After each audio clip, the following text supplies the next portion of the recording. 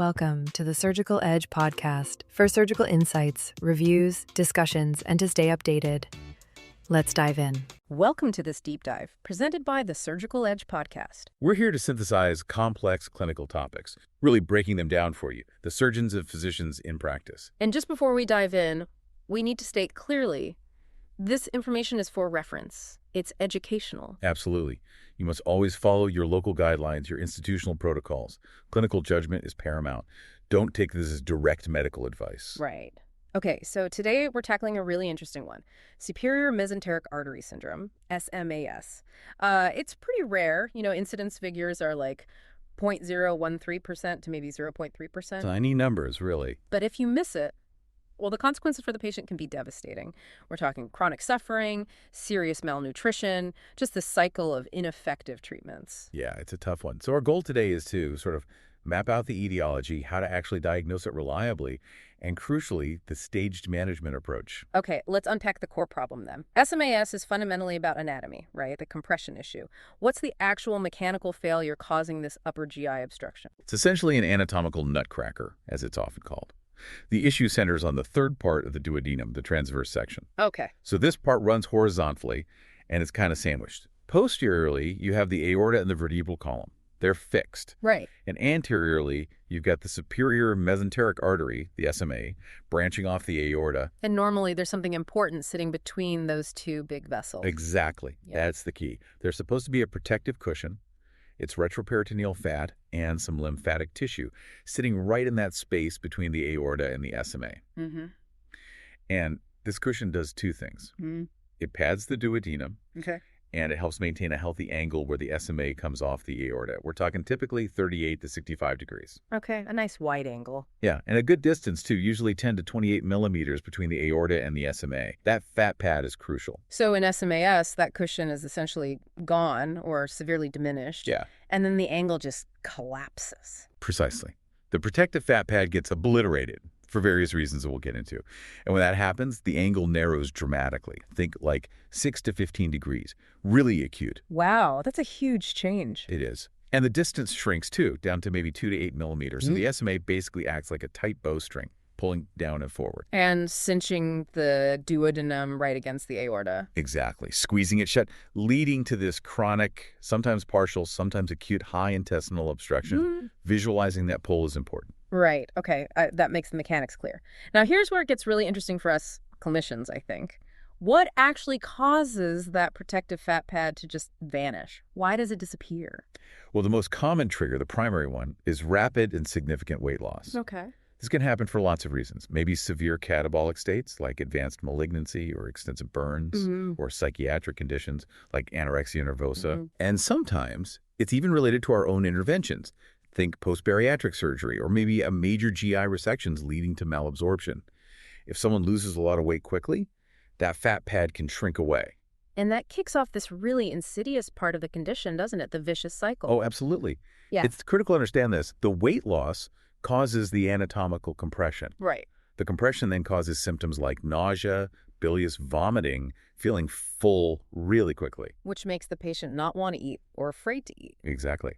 Leading to anorexia, more weight loss, which in turn worsens the compression because the angle gets even tighter. So it just spirals downwards. It does. And recognizing that self-perpetuating cycle is key. Because if you don't break it, the patient just gets worse and worse.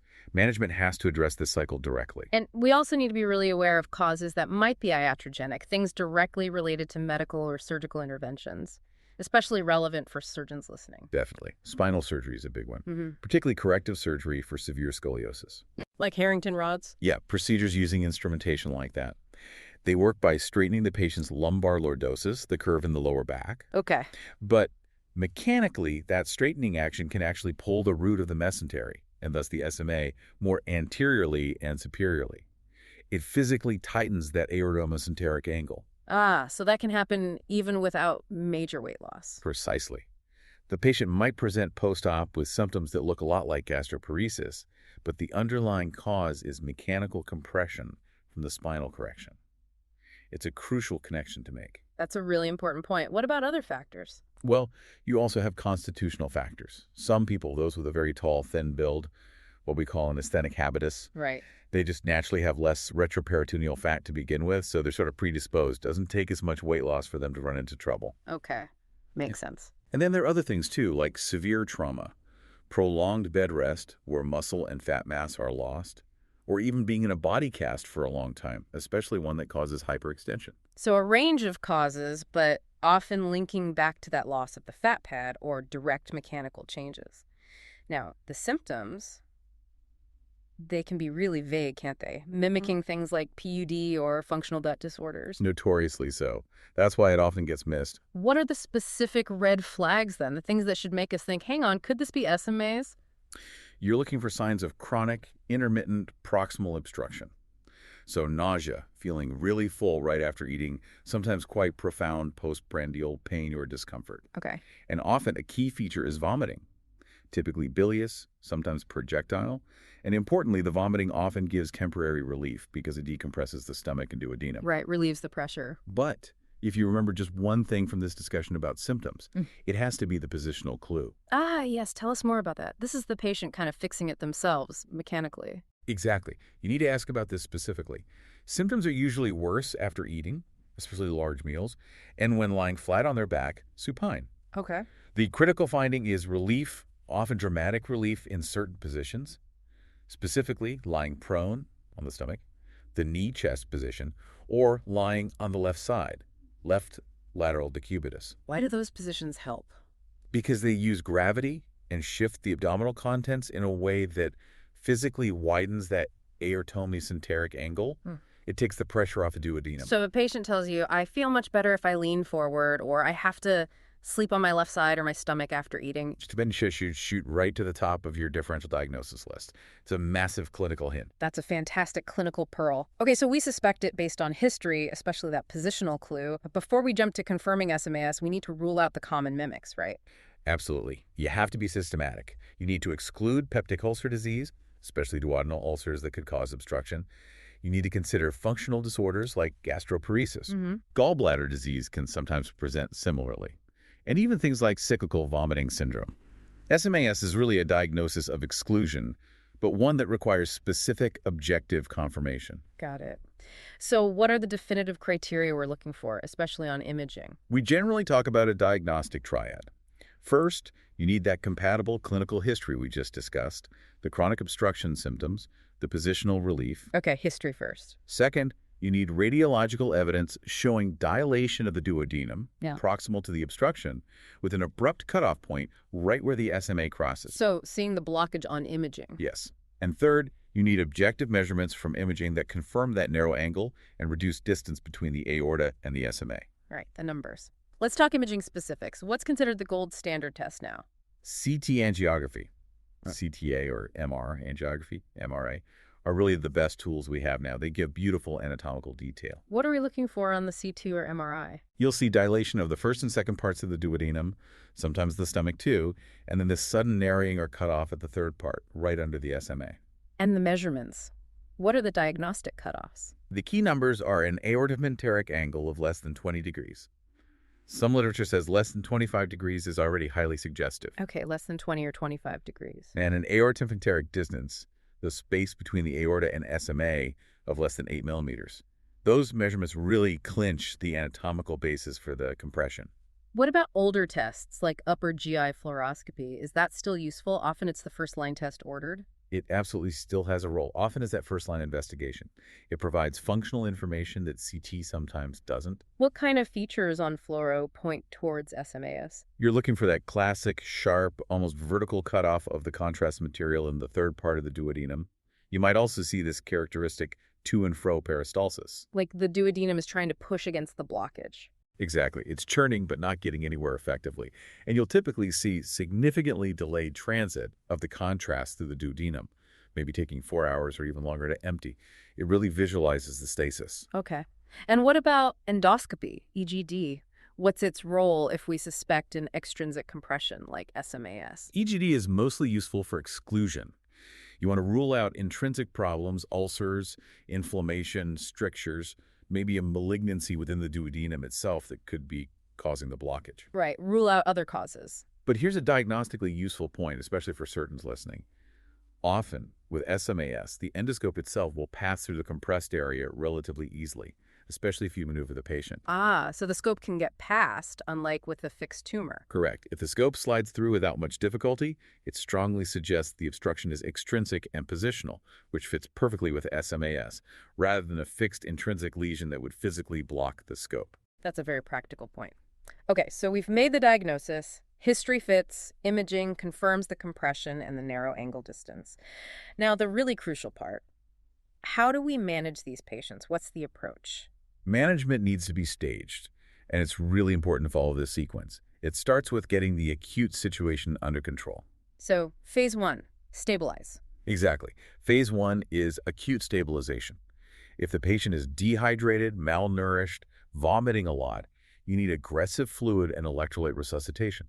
Often they have this hypokalemic, hypochloremic metabolic alkalosis from losing stomach acid. Right, need to correct that. And alongside that, NG tube decompression. Rest the stomach, duodenum, relieve that distension. Okay, patient stabilized. What's next? Do we jump to surgery? No, absolutely not, unless it's a very rare, acute, complete obstruction that doesn't resolve. The next step, phase 2, is conservative management. And this is key, right? This is the cornerstone. You must give this a really good try, typically for about 4 to 6 weeks. Because it works in a significant number of patients, estimates range from 40% up to maybe 70%. Wow, up to 70% success without surgery. That's impressive. What's the goal of this conservative phase? It's really singular. Replenish that lost retroperitoneal fat pad. You need to reverse the weight loss, break that vicious cycle we talked about. The goal is weight gain. How do we achieve that if they can't eat normally because of the obstruction? Aggressive nutritional support is the answer. Method number 1, and the preferred method, is enteral nutrition feeding directly into the gut. But bypassing the blockage. Precisely. You need to place a feeding tube past the point of compression.